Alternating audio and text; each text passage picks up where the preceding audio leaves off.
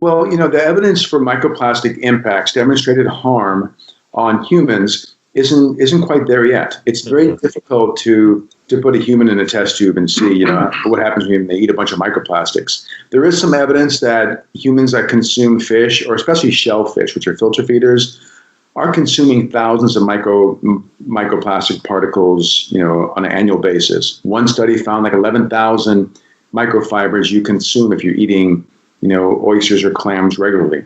But does that cause harm, demonstrated harm? Evidence isn't clear yet.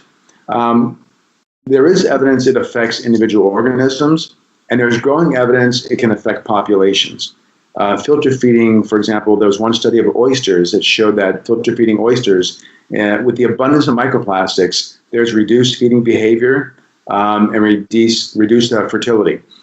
And those studies are rare. That's what the front line is on ecological impacts, are there population level impacts at ecologically relevant concentrations? So although there's a smog of plastics everywhere, are they harming populations of organisms? And that's a frontier of science. And we're finding in some cases, yes, but there's not a whole lot yet. With humans, our impact on our bodies, a lot comes from pre-consumer plastics. So it's important to note that, it's about exposure.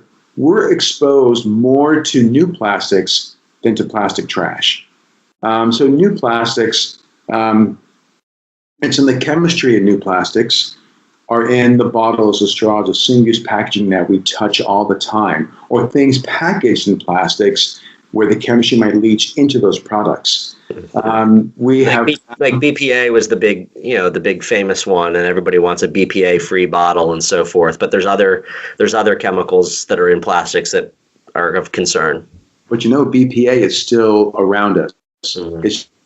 It's out of the bottles, but adding machine tape, for example. If you take a receipt from any shop, get it wet, hold in your hand for a little bit, open your hand. If you see a white residue, that's pure BPA. The metal cans don't rust on the inside. It's a thin layer of plastic. It's full of BPA.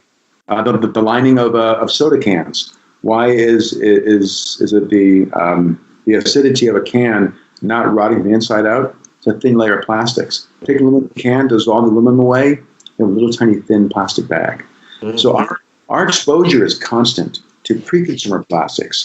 So it's important on that front to sort of, for us as a movement that's working on impacts of chemistry, is to look at the chemistry that's in the products that we have constant exposure to. But as waste, there is some exposure if you're eating some of the organisms that are eating trash, like shellfish, for example. So there are concerns for human health. And I always come back to, microplastics form as a result of macroplastics breaking down. It can be from the fleece of your garment, you wash it.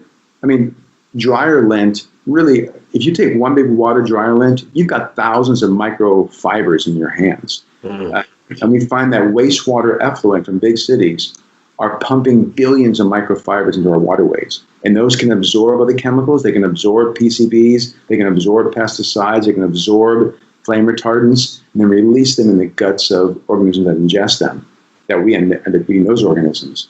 So there still are some unknowns.